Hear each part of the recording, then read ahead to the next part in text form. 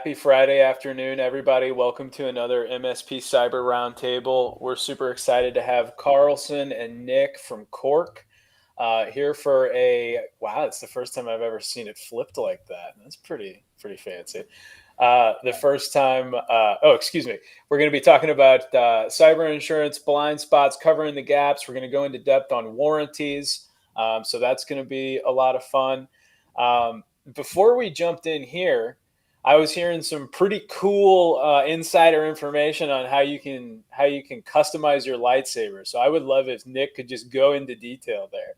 Oh boy! So Wait. Carlson goes to Disneyland a lot. I go to Disney World a lot in Florida, and at Galaxy's Edge, you could build your own custom lightsaber, and the color of the lightsaber is based on the kyber crystal that goes inside it.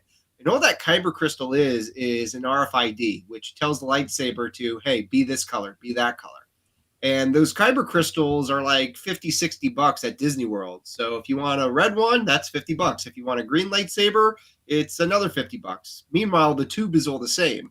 So thinking creatively, all you have to do is go onto Amazon for about $25 and get an RFID reader writer. Take out your kyber crystal, punch in the RFID code that you need it to be, and now you have a blue lightsaber, a red lightsaber. All about, saving money any way you can. There you go, man. And that's important because you're getting married and building a house. Mm-hmm. Those are two really Absolutely. exciting. No, got married on Friday. It's there. It's there. There you go. Congratulations. That was quick. How was it? Matt, get me up. Put this man up here. Get me up the front screen. It was great. She's amazing. Loving my life. Happy to have her. And it was a fantastic wedding. And then 48 hours after my wedding, I was on a flight to Las Vegas for the Kasei Connect conference. That's where I was all this past week. Got to engage with a bunch of MSPs there. And now I'm back at home, business as usual. Okay, the only question I have for you, though, Nick, did you give her a black cyber crystal? The real one, not a hack one. No, not yet. She actually bought me the lightsaber experience as a thank you the same week that I proposed to her, because I proposed to her at Disney property as well. You got her a rock and she got you a rock. Yeah, kyber crystal rock. Yes, only the rock I got her was much more expensive. What were you saying, Matt? You started to talk there, and then she really knows you, Nick. Apparently. Yes, she certainly does. Yes. That's awesome, man. That's awesome. That's wild. Well, you're building a house. Remind me where you live. Connecticut, home of awesome pizza. Yeah, yes. That's right. I remember that. And tell me the house concept. What's your favorite room going to be, and what's the house going to be like? So my favorite room is going to be my future office. I'm going to have like these nice light up bookshelves, and that's where all my figurines are going to be. I got all the Infinity Stones from Avengers, so that's where the Tesseract is going to be, and the gauntlets are going to be. So if I start doing another episode about 6 months from now, you might see those in the background. Ooh. Awesome, man. That's awesome. Cool. Well, we're excited to have you. Let's hear a little bit from Carlson. I'm going to ask you some questions if you don't mind. I would love if you could talk a little bit about your background and how you got to where you are now. And so, absolutely. Now, to start, I want to remind Nick one thing, right? That hack on Cyber Crystal will never work when you have a kid that is yours. Go, Daddy, I gotta have that green Cyber Crystal. Try to tell them, like, don't worry, son. Let me go get you the red one and make it green light. Coming out. Welcome to the Disney experience, my friend. That's a good point, man. That's a really good point.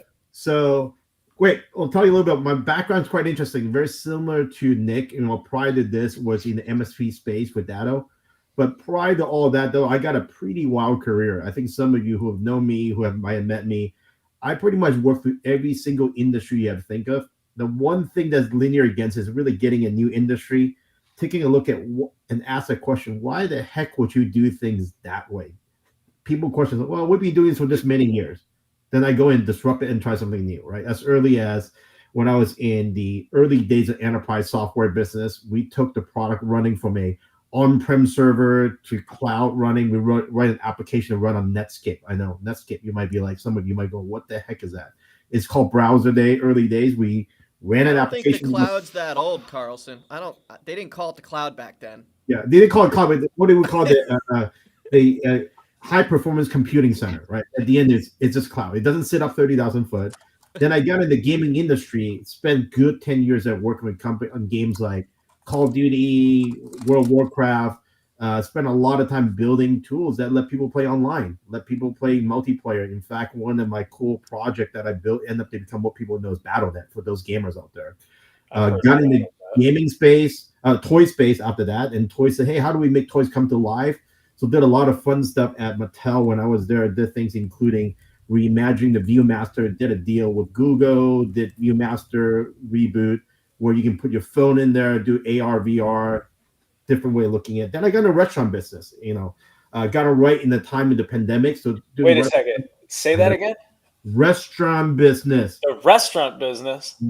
I know. Have you and I talked about restaurants yet? No, I have not. But did you know I like to talk about a restaurant from time to time? Yeah, which restaurant you want to talk about? I can talk anyone. I owned a few Domino's for a little bit. What? Yeah. Domino's is one of the players that they know how to use technology well. I mean, I was working. They call themselves a tech company instead of a pizza company. Which, tech company that as a young Dominoid, I thought was silly, but now as I know more about tech, no. You're a franchisee, so I was on the corporate evil side. I'm the franchisor. I started there. Yeah, so I was I was working for a company that owns 18 different brands like Smashburger, Coffee Bean, and TV. Okay. So I was doing all. Yeah, you were really with the Sith. Yeah, I'm with the Sith for sure on that one. But what's interesting, that's really where I first came into touch with MSP ecosystem. We were actually using MSP as our regional. We have 35 country of operation, 6,500 restaurants. You can't hire enough IT people. So what we do, we hire local MSP wearing our T-shirt to go and service our franchisee, like yourself, who became a franchisee. That's kind of how we've done it. And from that point on, got into Datto, got into to help the company look at what the next generation product looked like. And after that, we started Cork with, my, favorite, I would say that Seth or the light side. We'll pick a good side for, for Nick where he lives. But the reality is this is kind of how we ended up here. So looking at how can we disrupt and change and ask the question, why wouldn't you do that in the cyber insurance space? That's how Cork started. I love it. Tell me what's been your favorite. You've done a lot of different things. What's been and a lot of unique things in the journey so far, other than Cork, which I'm sure is your favorite currently. Well, it has to be. It has to be. It's my baby, right? What's been the highlight? I think the highlight is, for those of you, I know I'm geeking out. For those who are gamers, I loved it in the gaming industry. I will tell you that if I ever have the energy of a 20 years old, I will go back to the industry. Now, I'll say this to warn everybody who say, oh, it'd be fun to work in the industry. Yes, but be ready to work 14, 16-hour days, 7 days a week. It is a grinding machine. You got to love what you're doing to get in there. But I think that I learned the most in that industry. You learn to work against deadline, right? Like I remember on the days when people still buy discs for video game, when we had to launch Call of Duty on time to ship it, you got to ship it what they call gold disc. You send a manufacturer and you print a bunch of these discs and put it in the box, and you go buy GameStop. I started buying DVDs again. Oh yeah, DVDs. I started buying DVDs again because you watch the movie on Amazon and you're like, well, wait a second, I want to watch that, or show it to somebody, and then all of a sudden you got to buy the damn thing again, X, Y, and Z. So I legitimately have started buying my favorite movies. Okay, but do you have a player for it though? I think I might have. Yeah, man, PlayStation. I got the PlayStation. Okay, let's go. Let's go do it. There you go. Yeah. Well, it's a different world now, isn't it? It used to be you could be a little studio, right? And you make your game, you go in a hole, you make your game. It's great. You go shop for a distributor, you get it out there, they do the marketing thing. That's not the way it works anymore, right? No. Now we've got these huge production houses, and they call them studios, but they're basically just like full stack sub units of the engineering team, not even a whole engineering team, right? So it's a different world. It's very different, right? Because guys like Epic is a good example, right? They were the one who broke off from the standard world of, I got to make the game. Let me give it to the publisher like Activision, who I work for. We'll put all the marketing around it, put the fun stuff around it, put in a disc, put in a box. Because you can go direct to consumer, guys like Epic have their own little branch that they just go direct to consumer. no reason to go through a publisher. It is a really different world, but I would say that's the funnest part. The fun project I worked on a little bit was, we built the foundation for what knowing BattleNet. Okay. Those who play World of Warcraft, who play StarCraft, is an engine that does single sign-on, keep all your scores. When it's down, we get yelled at. People want to come and kill us. I played Hearthstone for a long time. Oh man! Right when it came out, man, I was on that BattleNet. Yeah. I know that BattleNet had a lot of late night that I slept in the studio, but it's part of the grind and the learn. And someone asked me the other day, would you ever go back? I would love to, but I don't have the energy. I'm old. I'm not 20 years old where I live on Red Bull, right? I can sleep on the floor. No, I like a bed now. I like a mattress I can sleep on. I got a little bit, I upgraded. My mattress. Mattress. I go like this, so. Okay. You're better than me, man. I need the soft stuff. I gotta say, Zach, I don't really want to go into the next segment, but well, let me ask him two more questions. Two more quick questions. One, what's your favorite food? My favorite food, or like the favorite food I had in the last 24 hours. There's a big difference. No. Food, period. Just like simple. Dessert. Dessert is a whole category for me. Like these guys, like Nick will know every time we go to meal, right? He'll be like, "Oh, we're full." I'm like, "I gotta say dessert menu. That's a separate meal. I have a separate stomach for dessert, so that's a really important thing in my equation." Like that tableside ice cream we had last month.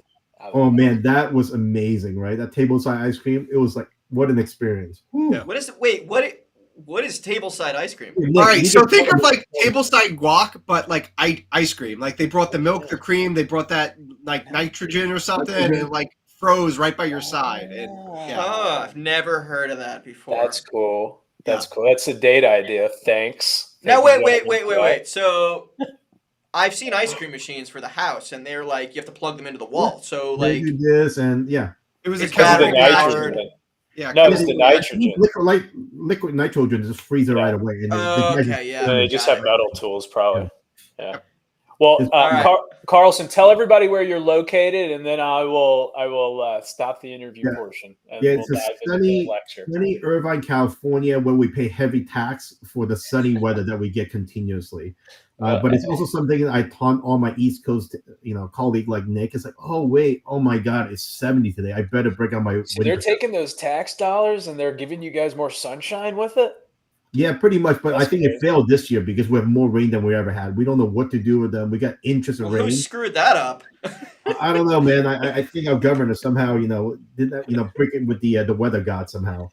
We better go to the next section because we just started talking about politics and I could get really lost. All right. Here we go.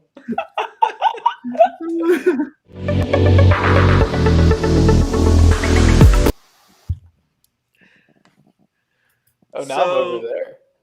Today we're going to talk about the POPIA framework from South Africa. I've heard it both ways. So a couple of years back, the powers that be down in South Africa decided to follow in the footsteps of Europe and implement a data privacy law. I decided to highlight this today because, first of all, it was fresh and new a couple of years ago, but now we've actually seen a little bit of impact on industry. And it's really interesting to see this market really go from no cybersecurity appetite to every small business owner knows they need to be doing something, right? And I get to watch that evolution over a couple of years. Super interesting to be able to interact with the market as that's happening. And this is happening all over the world right now, right? In South Africa, just like GDPR, it's focused on, are you managing your cybersecurity risk? Are you managing your cybersecurity program? Do you have an effort at compliance? Like, are you making sure that you're doing all of the things, right?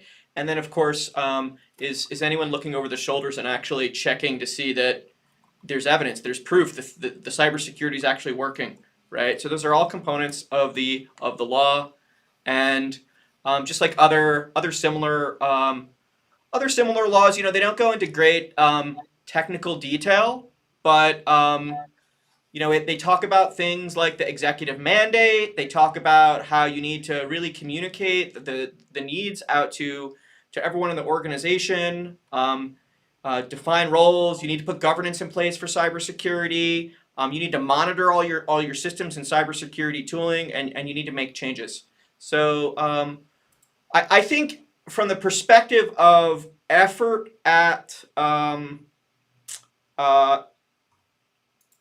at investigating improvements, effort at making changes, at connecting with stakeholders around cybersecurity, I actually think this law actually touches some better points than we see in laws like GDPR. I don't have a lot more to share here. We don't need to go any deeper on this. Uh, I'm curious though. I mean, you guys work in a lot of spaces. Have you been seeing an increasing impact of these privacy laws in your spaces? Have you run into Popia or Popeye before? Carlson, I'll let you take that. I know that some MSPs, when we talk about them, they're very concerned about the access that Cork has to their data when we're seeing it. You want to chat a little bit about how our API work? That way, we could still give MSPs and their clients a warranty, but not see the keys to the kingdom. Yeah, I think I can probably speak a little bit about a privacy law. Oddly enough, during my days in the toy industry, we deal with a lot of data privacy related to kids' data, having parents' authorization. Then in the restaurant day, just like where Zach's been, right, operating a restaurant, you carry a lot of PCI data, including credit cards, PII information for your loyalty program. One thing that was really interesting. I was fortunate to not have to as a franchisee. Oh, that's right. Your Seth Lord, the corporate franchise always had to deal with them. Yeah. Okay. So lucky for you, I was that person who had to deal with it when I was in restaurant space. One thing is interesting. What you see is, I think globally speaking, U.S. actually has the least amount of restriction, right? Europe, internationally, GDPR is extremely strict working in that environment. So for us, when I walk into what we do at Cork, we know the first question get asked: are you carrying these data? Are you following all the regulation in different market? Well, blessing for us right now at this current moment with North America operation only. So really the piece that we look at primarily is PII data, any PCI related data that can create issue for the end small medium business client. So fundamentally, we don't collect any of those data. We do a really simple, lowest privilege, read-only access to the security environment for a very good reason, because we don't need those data to look at, or does your user have MFA on? Have the good security patch up? They have a good security hygiene. So that's kind of the nice part about it. But I would imagine as we expand our business to the European market, it's going to be, it's going to add a lot more server, a lot of process behind it. Having that in my prior life is nothing new, but it does keep me up because these laws does change market by market. Well, we have 50 different states here in the U.S. and they've all taken different approaches towards privacy laws. We've got privacy laws in almost all those states, and they're all different. And in some cases, they actually conflict. Yep. I don't usually argue for federal intervention, but it's sort of a mess. Well, welcome to my state, right? California. We have one of the strictest policy, right? Somebody can go on your website and say, I want all my data to be erased. You have to do it within, I think, 72 hours. That might have changed. You got to erase all history of that individual's data in your system. I mean, talk about extra workload that you don't need on a normal day of work. How do you go about solving for that? It seems like you may not be able to tell me, and if you're not, that's totally okay. But it seems to me like the right solution would be to give the owner of the data, which is technically the person the data is about, in my personal opinion, the ability to press their delete button themselves on their own data and not leave it up to you for 72 hours, but rather give them the autonomy to just hit the damn button. Yeah, I think it's easier to say than done, right? As you probably know from a technologist perspective. We all grew up by adding legacy stack, and by the time that you might have a front door of, here's a simple way of a single sign-on, right? I always use that story, right? But behind the scenes, a spaghetti factory that does, when you do this, it triggered the script, it move it off here, move it off here.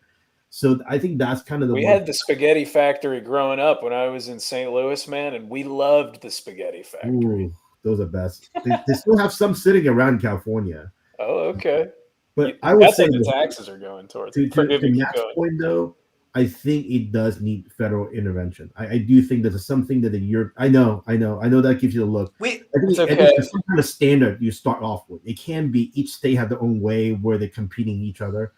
But again, right now, the good part is for what we do today, it's less an issue. I can't imagine I was still in the restaurant space as a well, this franchisor is. having to manage that. Ooh. I mean, you guys live in California. You probably realize the place that California sort of sits in the legal framework in the U.S., which is California gets to make the privacy law, and then everyone else has to comply because there's such a big market, right? So that progressive market like pushes the legislation forward. Not necessarily enforceable in other states, but like, are you really going to cook up a different solution for 50 different states is really a good question. But the enforcement authority, I don't know. I haven't seen California out there enforcing on COPA yet, so I don't know. We'll see. We'll see what happens if there's any big cases that show You that have they to have bring the. Copa back. That was my old days when I was at Mattel in the toy business. All the Yeah. digital Copa. Every time, like, oh, Copa compliance. That was like, that's what kept me up back That's then. the first time I've heard that one. So we're talking today about cyber insurance, but specifically like those spaces between the cyber insurance, right? So before we talk about the spaces, I guess we should talk about like what does cyber insurance usually look like for a person who goes out and buys cyber insurance to protect themselves? Like it has some protection, right? And where is it good at protecting and where is it not good at protecting? I'll let Nick kick it off, and then I'll fill in the gap. He's been pretty good with that. Yeah, absolutely. You So guys are cyber. just the kings of the gaps, man. Yeah, exactly. So With the gap filler. cyber insurance is super important to all small businesses, and all small businesses should have cyber insurance. You can get coverage upon millions of dollars that really will give you financial assistance if there's a major outage, major ransomware attack, etc. Doesn't matter if you're a small business or even a large business. It's not a matter of if you have an attack, but when it's going to happen. I just came back from Las Vegas, and I was at the MGM Grand Casino, and I had a fantastic time. But MGM was also in the news last year, right? They had an identity breach, which caused millions of dollars worth of downtime. So it doesn't matter if you're big or small, you do have the ability to get hit. So cyber insurance is super important for getting you back on your feet for sure. But there are also some limitations of cyber insurance. Typically, when we come across cyber insurance, if a small business is fortunate enough to qualify for cyber insurance, just because you qualify for cyber insurance doesn't necessarily mean that you're guaranteed to get a claim payout. We're seeing claims getting denied roughly about a third of the time. And even if you were lucky enough to get paid out by your claim, it's not real access to funds right now. You're waiting a couple weeks. Yeah, Zach. I just want to interrupt, and I want to throw a dart at one of those words because so far I'm like completely on the same page. I think lucky's the wrong word.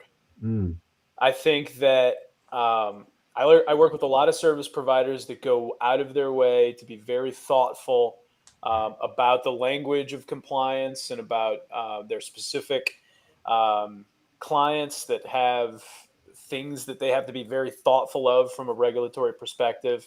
And it isn't a luck thing that causes people to adhere to what the expectations are of the insurers and of the SLAs and of the regulations. It's somebody going well out of their way to be thoughtful. And it's tough to do that because it requires a ton of education. It requires understanding of the client. Mm-hmm. It requires understanding of the cyber insurer's needs, desires, and legalese. And that's like the reason you say luck. And I want to draw the full point is because it freaking feels like luck when you have to corral all those cats, and then deal with an incident at a high level. So I don't think it's luck, but I get why you used the word. Yeah, let me rephrase it as fortunate enough to have an MSP that implemented the proper cybersecurity procedures instead of luck. Thanks. I didn't mean to derail you. Keep rolling. Yeah, no worries. And with that in mind, that's really where warranty comes into play because it's really designed to. So slow down there a little bit. Okay, sure. we got some time here. Can we talk about this situation where before we talk about like the thing that maybe we can solve from this problem, what are these situations? What do they actually look like, and what do they feel like to the small business, medium enterprise when they put that claim in and it doesn't turn out the way they expect, right? So Yeah, we're talking about claim denials. We're talking about it was an approved claim, but it didn't cover what they thought it covered. Like Let's what? start with claim denials. That's great. Yeah. What are some circumstances, guys, that you've seen people run into claim denials that they didn't expect? yeah. That's a great point, Matt.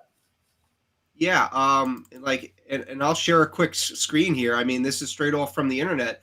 It was Travelers Insurance, right? They denied a claim because of MFA misuse. That's just one example where, yeah, they had MFA turned on, but it wasn't turned on for the on-prem physical servers. As a result, the insurance broker is trying to get out of paying out this claim, and they did. This article is a little bit older, but they ultimately did. They did not pay out the claim here. So this is. Let me add to this. This is an interesting point. When you fill out that survey form, I'm going to go take it one click back on this one's interesting. We all know the cyberspace is digital, right?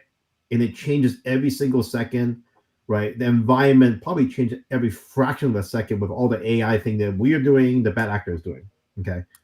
The underwriting is this long questionnaire form that you filled out. Now, though it's digital in a PDF form, it's static. It's that one moment saying, do you have MFA turned on? It's 0 or 100 being checkbox. But the reality lives like this. You're looking at environment, even with 2 users. Each user will probably have, I don't know, let's just call it a dozen application. And on average, 3 devices. So when you check that box, are you saying both user, all 3 devices, all 12 applications that you use, all have MFA on? I'm going to bet that the answer is no. But the representation that by checking that box is, yes, MFA is being used. So I think that's really where the lineage, what I would call using an analog methodology to represent the risk of a digital environment. So you're talking about a situation where during the application process, people, they want to say yes to the answers because they want to look good for the insurer. They want to get insurance, right? Yep. And they say yes, yes, yes, yes, yes. Now, I've been teaching people for many years. You should qualify your answers so that they can be interpreted as yes if the underwriter really wants to sell you a policy, but that you've clearly identified exactly what's realistic so that you have that out if something like that happens. But in it, and the applications say this. They like give you that tiny little box, but then they say, feel free to add paper on the back, and that's what people should probably be doing. But people don't always do that. It's most common to just check. Many people don't know to do it. Yeah. Many people don't know to do that. You're right. It's missed in. Not everyone gets coaching on how to fill out these apps, right? Yeah. But in any case, you fill them out. The answer is really like. No one's 100%. No. And most people aren't usually 0 either. It's usually someplace in the middle. Yeah. And for our platform, we do like none, some, most, all. Almost. And you're forced to choose where you are on the spectrum with the understanding that you're not always on the end, right? But see, though, that's still a subjective view, not a quantified. It's qualitative versus quantitative. Right. I think it's most because I'm awesome, or maybe it's not as much because I have low confidence in life, right? But that's the right. Well, but that's the reality. The world's gray, right? So. Well, and I think it's from my perspective. This is an issue from the insurance carrier perspective because they're asking a question. I mean, everybody on this call, we have different ideas of how to solve it. And I think that there's validity in both of them. But the reality is it's a problem spawned by a faulty question, which if it's a yes or no, and we're both agreeing, well, it could be 2%, it could be 98%, it could be confidence, it could be overconfidence, it could be, any of the things. And the reality is in the course of life, it's going to be some combination of all of the things when there are errors. It's really that the question being asked binary is wrong, which, I mean, I think lends to Matt's point about how you present your information. There's that problem, the misalignment in the questions, right? But then there's Carlson pointed out the second thing, which is, well, the answer was yes when you filled out the thing, and that was 7 months ago, and meanwhile things change, and you either made an error, like you just accidentally changed something or accidentally didn't do something, or like just things changed. You used to do this thing, now you do that thing because people switch MSPs, they switch whatever, like they get a new employees, like things change, right? And so Well, that's it's tough to get reality people to do all of the things. You all the can time. say Yeah. as a company, well, the expectation is to do MFA and we follow up in this way. But the reality is I've had, teams of many hundred people, and my expectation is that you wear a hat. And I can guarantee you not all those lovely folks wear a hat every day. And And it's the same thing. there's another thing that Carlson didn't point out, a little insider baseball. I'm not an insurance, we don't sell insurance here, so I'm okay telling people this. But, insurance companies actually, like, their decision making is not as smart as you might think. They have some basic criteria, and then they give you the app, and they're not even reading all the questions. They're looking at for a few of them, and then the rest of them are just things you've documented on paper that can then become evidence used against you later, and you didn't even need it to get the policy. And so you've disclosed things that had no impact on the underwriting, and then during a claim actual investigation where people are actually thinking hard, which is during investigation, right? They look at this and they're like, oh, you wrote this thing down, and we might have relied on that when we gave you the policy, therefore, invalid. And that's... So those are denials, and so like in those cases, like you just make it $0, right, from the insurer. Mm-hmm. Yep. And it's something we're seeing time and time again. Actually, I think I have a slide on that. So yeah, there was actually based on the 2023's cyber insurance report by a third-party company called Delinea. They had That's some not this pretty. one? Yeah, no, that was it. Okay. They had some pretty startling analysis there. Of all their respondents, at least had one exclusion in their policy that would void coverage. And in small businesses in particular, we're seeing that 28% of them were denied coverage in the first place. And of those that did have coverage for cyber insurance, 40% of them had their claims denied due to lack of security protocols during the investigation. So it's just absolute crazy numbers here. Wait, what percentage was that? I'm sorry. This document's got so many wonderful points that I'm lost. What percent of people, because of failure during the investigation? Yeah, so 28% of small businesses are denied coverage. So it doesn't even, like, the insurance company won't even take their money. 28% your coverage is denied. Sure. And 28% can't even buy the insurance, I should say.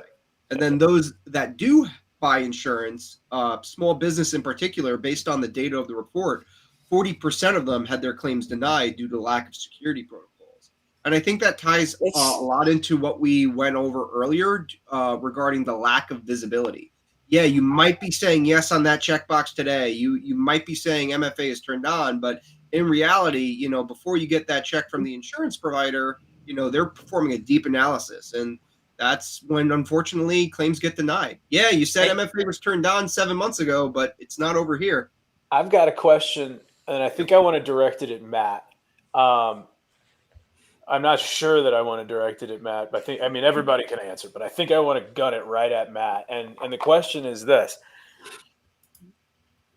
is it not the insurer's freaking responsibility when they're investing in risk to ensure that the risk they've invested in is appropriate? Well, if I'm paying tens to hundreds to, in some instances, probably not in the SMB, but millions of dollars into cyber insurance, how could it possibly be 40% of the claims? I feel bad because I don't want to pick on insurers.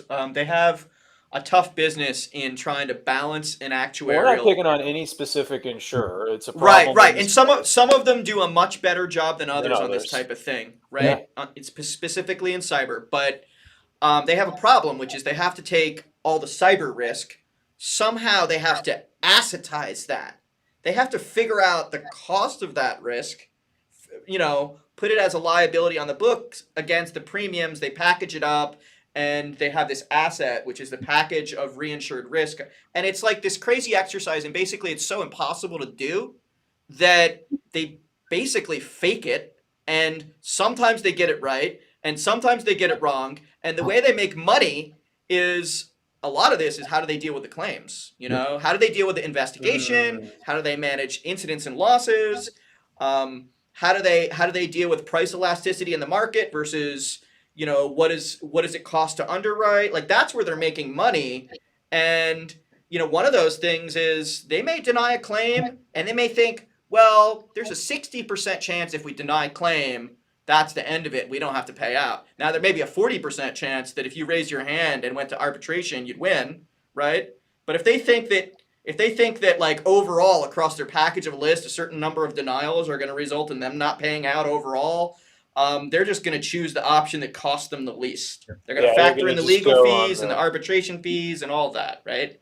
Well, so that just makes me sick because if there are business owners and MSPs that think really to maybe no fault of their own in some circumstances, and I guess I'm open to being challenged on that, and I guess an insurer would, by no fault of their own, or and almost half, which is crazy.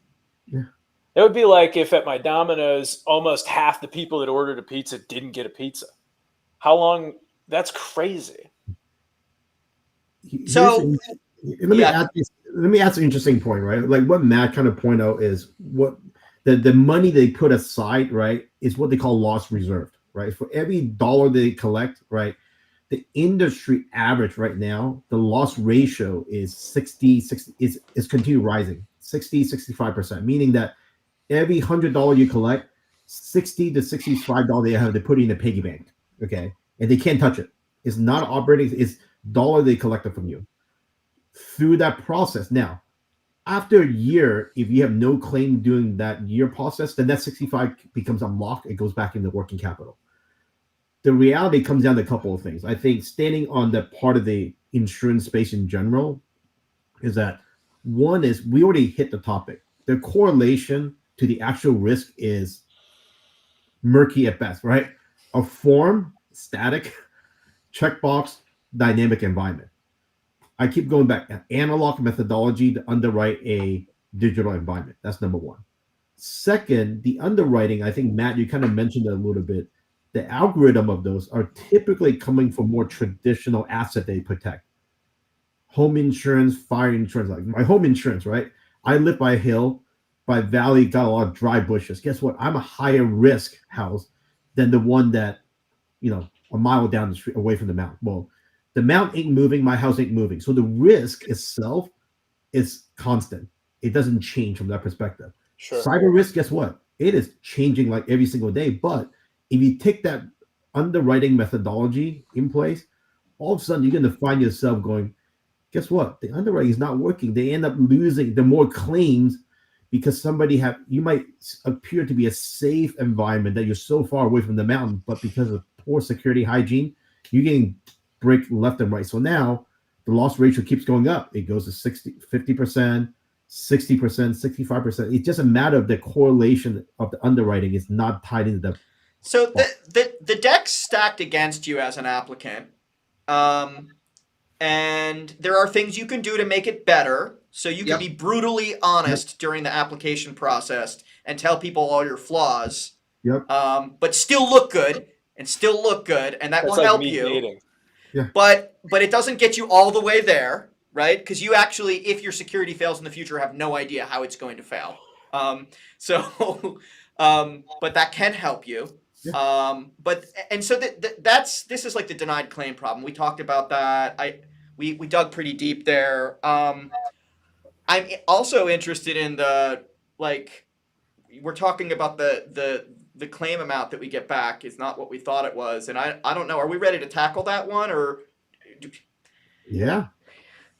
So I'm actually way less knowledgeable here because I know that there's a lot of different type of subcovers, right? Yeah. And it's the cracks between those or the fact that some of these sublimits are maybe like you get a $5 million policy and then you have this $250,000 sublimit, right? That really gets people into trouble. So it's Can you this. talk about that a little? Yeah, I mean, how many of you actually have read through a insurance policy, like cyber insurance policy? I've tried to read lots of them. I've Okay, now, tried to read lots of them. now let's take this. Take that 200 times. That's how much I have read and my team have gone through. Dude, it's like 200 different book of a different way of looking at it. Now, one commonality that we found is this. Okay. And I'll take the most recent example. We have reviewed a policy for a MSP end client. It was a $5 million policy. The end client says, I don't need anything. Life is good. 5 million is going to cover me for any incident. Signed, done. Oh, hang on. Page number 345. I think it was like 34 of 86 pages. In there, it talks about sublimit. What sublimit is, meaning that what that is during a time of incident, based on the type of incident or attack, this is what we will cover up to, as long as you still have a total coverage of 5 million. So, for example, in this policy, we end up finding that for this small medium business, though they have a $5 million total annual coverage, on a per incident basis for ransom attack. Listen to this. Are you sitting down? No. The sub limit is $100,000 max for ransom attack, which is one of the 60% highest type of attack against a small medium business. And on top of that, there's a $75,000 what they call retention, which in layman's term, deductible. Wait, hang on. So I just got a ransom attack, and it cost me $100,000 for this. Yeah, it cost me 200. Let's say call it 200 grand. The sub limit will cap it at 100 grand, and you still have to pay a deductible of 75 grand. So the out of pocket, essentially, the insurance will pay you $25,000 out of your $5 million policy. That sounds great. This is where some of the underlying reading between the lines is important. You have to we always advise the MSP to help the client to look at what is the most important. Don't look at the overall cost, right? The overall coverage, because that's the, what do you call it? Is the iceberg, the tip of the iceberg, right?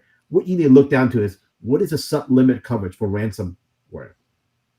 Do they cover fund transfer? Fund transfer is one of the things most policies don't cover unless you pay some additional limit. Well, I think a lot of people think their bank's going to take care of them, right? They can within 24 hours. If you catch them within 24 hours before the transfer occur, after 24 hours, usually, and not even always. Nope, correct. I don't even know if usually is the right label. Oftentimes they do their best within 24 hours. If they can't get it, they can't get it. So that's kind of the piece I will always advise for. Don't look at the tip of the iceberg. Look at the one that matters: ransom attack, fund transfer. Those are the things that are happening. That matter to BEC to end small medium business. That can take them out of business. Or for some businesses, downtime, right? Like business interruption loss, right? They call them. Well, if you have $5 million coverage and the thing that's most likely to happen is no coverage at all, it's like if you got fire insurance in California and they were like, or you got insurance on your home. And it included a little bit of fire, a little bit of, rock slide, a little bit of, So that's the sublimits. Let me make my sorry. point. You want to just go ahead? Go ahead. Here, my points. Go ahead. You've got it. Go ahead, Matt. You don't want to hear my point. That's fine. That's the sublimits, but it's not just the sublimits that are a problem. I've seen like people do crazy things in definitions in those policies, right? I once read that computer system was defined as like just the hardware, not the things in the hardware. It didn't include SaaS. It didn't include anything out of the cloud.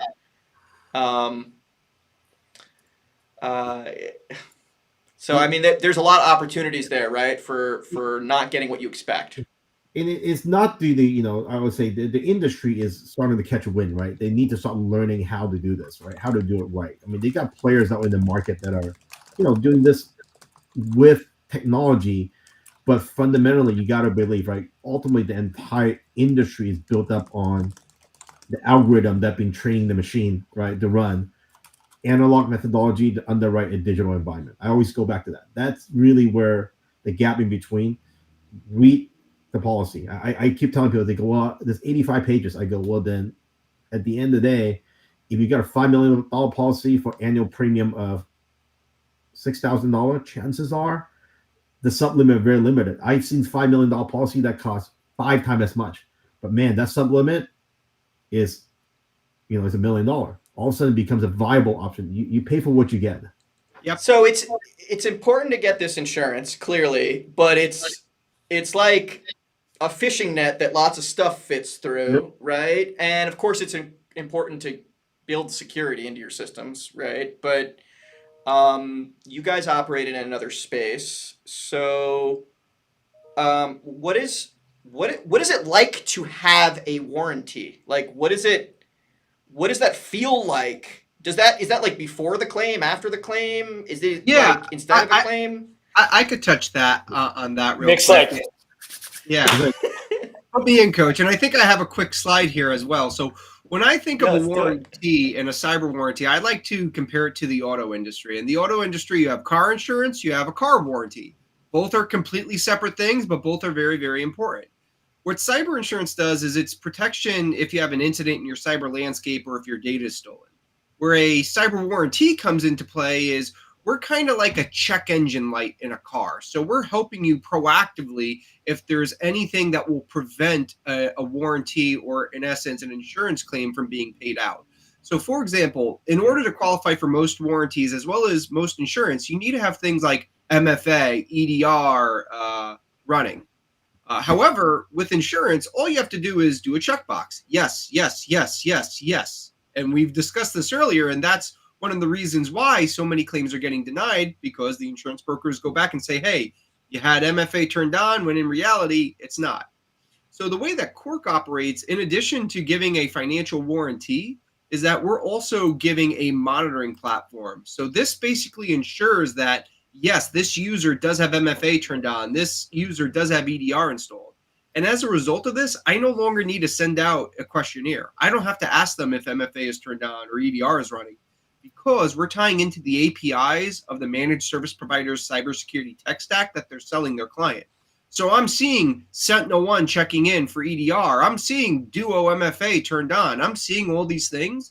So it's no longer sending out a questionnaire, asking them to fill it out as the honor system. I'm seeing it in person before I could even sell them the warranty. Zach, you got a question? Yay. Yes, I do. And Matt, I'll go quick. No, go. How do you handle the people? So I see you identifying the tech, and I see you identifying even the process. Or is the checking happening? There's a process for checks, a process for this thing being managed. How are you managing or factoring in? And you may not be, and maybe I'm approaching this question wrong. If I am, I'm not trying to put you on the spot. But how are you dealing with the people element? Because this is unique. Yeah, so I'll pass it over to Carlson, because I know that we cover things like wire transfer fraud and phishing attack payments, which are not covered by insurance. So Carlson, how are we able to do that? Well, so this is the interesting thing we have done, right? So I think we talk about people. I'll call this two people element, right? There's a people who's operating, right? Meaning the MSP who manage the IT infrastructure and tool set, right? Then there's the people behind the scenes who's supporting all these policy and such, right? I'll start with the people on the MSP side. I think part of our approach of this whole matter is really working with the right MSP that have a security practice, that understand security is important. They're not going to say, hey, client, buy cyber insurance policy and buy cyber warranty. You don't need any of this stuff. Sorry, guys. That security firewall needs to be in. You got to have a appropriate security hygiene and backup. You also need to do a security awareness training. So your end client won't click on an email from his boss that says, hey, he just send me a gift card. I'm going to go get him a gift card and send it happening. It happens more than less, right? That has to be the minimum requirement, right? The MSP got to be security focused. They got to make sure the end clients are trained. Now, on the other side, it's like, well, how the heck do you back that? The insurance can't back it. Well, that's the beauty of a warranty, right? You go buy car warranty, right? Sometimes they even cover, the car warranty can cover, your windshield getting hit by a rock. Right? Insurance will never cover that. A warranty really fills that gap. To make it even better, the way we've done it is that we actually back every warranty with our own capital. We put our money where our mouth is. Instead of saying, well, we're going to sell this risk off to such and such. No, we're doing it with ourselves. We back it, so we have the ability and the flexibility to say, we will back this. So in case, Happened more than once. Every MSP would tell you, yeah, one of my clients just clicked an email from his boss, bought them an iTunes gift card for $300. We're going to do that. We're going to support that so that the MSP can become the hero for their clients. This is the thing that causes friction, right? And we always, advise, and I talk to a lot of insurance carrier. You guys got to do that. That's easy money for you, right? That's easy building that trust. But the reality is, insurance is a very different business than warranty. Warranty is warranting the environment, filling that little gap. You can't buy car insurance that cover your windshield crack. Can you walk us? Because I'm still like I understand the dash light analogy, and I'm intimately familiar with all these security technologies and how they can be providing insights, and I've actually seen the demo of your platform. But I'm curious if you could walk us through the life cycle of a bad thing happening. So bad thing happens, then what? Do we go? Is the first call to the insurer? Do we call you guys during that phase? Like what? Oh, I just got the Nick name. got a slide for everything. Perfect. I got a slide for it all. He does. So okay, but tell me a story while you're. Tell me not an example. Tell me it could be a made up story, but tell it like a story, like from beginning to end. Here, what happens? So Nick, you want to tell a story? Yeah. So it's all about reducing the customer's out-of-pocket expenses, because we've seen that on average, small businesses only have about 5 days worth of operating cash available. So to have them lay out tens of thousands of dollars while they're doing something with insurance, crossing their fingers, hoping that insurance is going to pay them out, when in reality, 30-40% of the times that claim is going to get denied based on the data we showed you earlier, that's very, very dangerous for a small business environment. So with us, it's all about giving the MSP and their small business customer cash when they need it now. So if it's something small like a phishing attack payment or gift card fraud, where Mary from marketing sends a text of her CEO a $250 Amazon gift card because that's what CEOs want, that's the type of settlement we're able to pay out in a matter of 2 days. That's easy. If it's something Matt asked me for that the other day. I thought it was weird.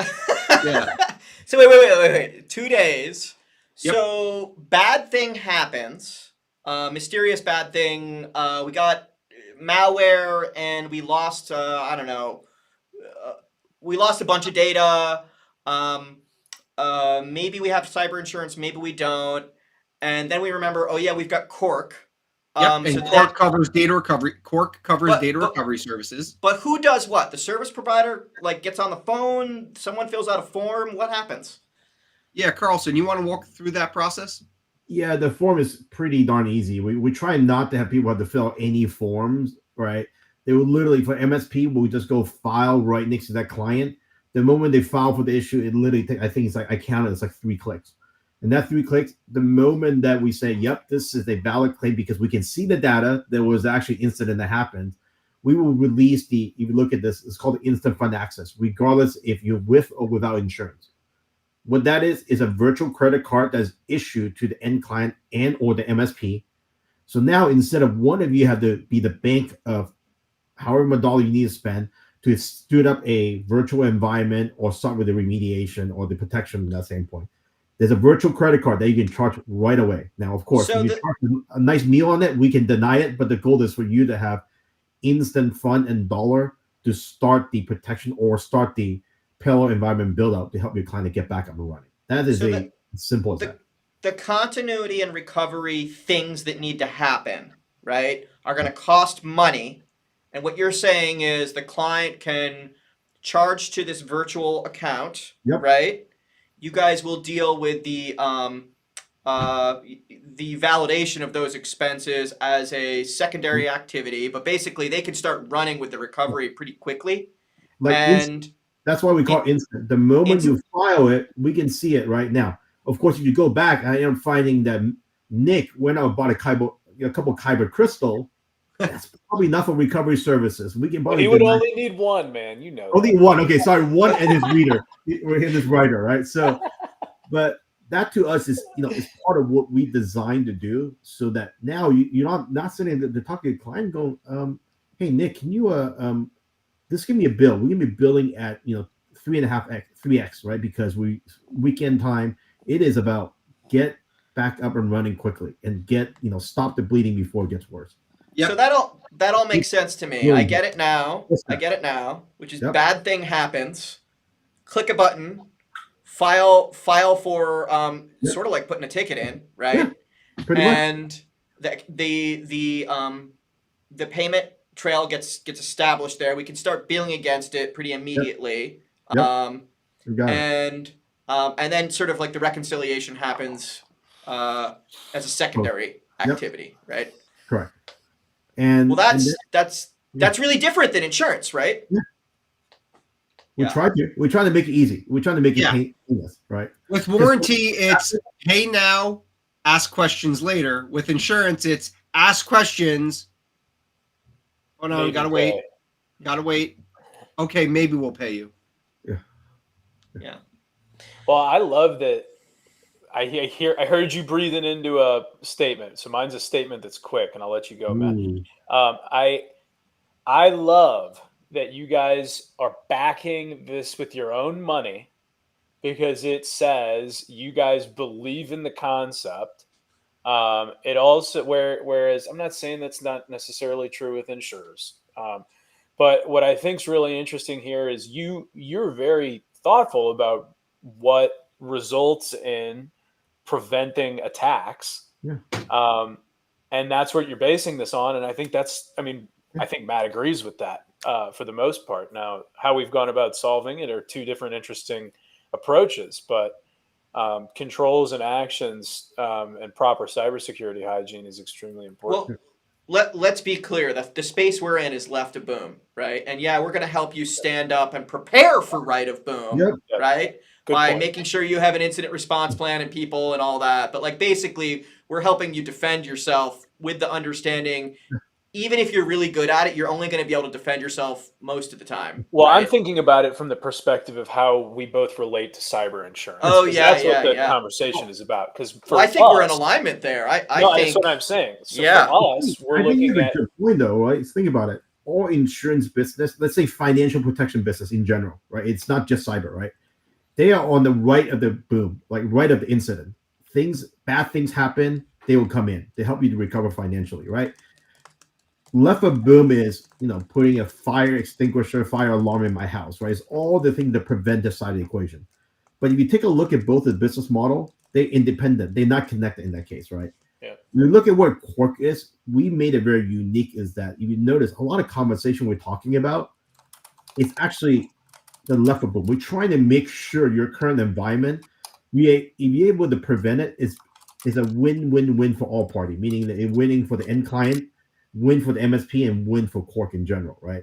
So in some way, instead of us trying to make our questionnaire more mystical, whatever it is, or make it a little bit more reason of not to pay, it's about, guys, our effort is invest in engineers, security engineer, right? As I think, I don't guess one of our guys who oversee our security, Ryan Weeks, right, knows, he runs Right of Boom. He said, prevention is better than recovery. So we focus all our effort in making sure the preventive aspect is done first. And that's the way, the goal is, if you don't get there, we can minimize the payout that ever have to happen. Now, are we ever going to have to make a claim? Absolutely. It's going to happen. You like it or not, right? Yeah. But if we put all of our effort to help on the prevention side, that's better than going, hey, call me when something happens. Yeah. Right? It's really, so we're in some way crossing the bridge between the left of our accountabilities on the left of boom in order to ensure where the boom business is, function. I think that's a really different mindset. I love it. Carlson, I'm going to use that as your takeaway for today because we're getting up against the time here, and I'm going to take this opportunity. We got like 3 hours on this. We can go another time. We'll do this again sometime, man. I'm going to take an opportunity to make a quick point as my takeaway, and instead of a takeaway, it's going to be a point in relation to what you said, and it's the cyber insurers are trying to do their best. To Matt's point, they're doing their best. We're trying to support the cyber insurance. We're trying to support MSPs. You guys are trying to support people being insured, but we're both trying to support elements of that industry. And we talked early on about how it's binary right now, and we both are approaching with solutions that allow for non-binary communication. Our tool allows for that scattering of where you could be in the maturity level of implementation, and being able to give that evidence to an insurer gives you a much more clear bit of evidence around what it is that you're doing and how you've satisfied their expectations, which makes it a whole lot more likely that A, you're going to get the insurance in the first place, and then B, that it's going to be accepted. And then you guys are taking the approach on the other side that's, hey, you should be doing these specific things. And if you do, we got your back, because we know from a risk perspective, it feels pretty good. So I love how we're both supporting the industry in handling the cyber insurance kerfuffle, because it needs to get solved. And that's my takeaway. We got two awesome boys here for a couple more takeaways, and then we'll wrap. Well, I just want to draw attention to something Carlson said early in the call about when you're evaluating the value of an insurance policy, you really need to look at the space between the deductible and the sublimit. And if you're not paying attention to that, you really you may have no idea what you're buying. Yep. All right, Nick. Yep, I'll just leave it as, with a cyber warranty, it's really a new avenue for MSPs to still offer financial protection to their clients while making money along the way, because this is something they can earn a margin on. Whereas typically with cyber insurance, it's just the sales guy at the insurance broker making all the money. The MSPs are sort of left on the sidelines. So now it's the best of both worlds. We're still giving financial protection to the client to fill in the gaps of cyber insurance while the MSP is making money along the way. Love it. Love making money along the way. Well, thank you guys so much for joining us, Carlson and Nick. This was awesome. I enjoyed the conversation. Thank you guys for the laughs. Thank you to the audience for joining us and being there. Awesome. We appreciate it. Please make sure to check us out next week. We're going to be having a conversation around aligning MSPs and insurers to communicate, which will be a little bit more in depth around that specific relationship. So that's going to be a lot of fun. We've got our Cyber Success Peer Meetup that happens on Fridays at 11. It's in our partner portal if you're interested in that. And I hope everybody has a great weekend. I hope people enjoy the sun and do something fun. I didn't mean to rhyme there, but it happened. So have a good weekend. All right. Oh, I gotta hit a button, guys. He's into the next work hour, man.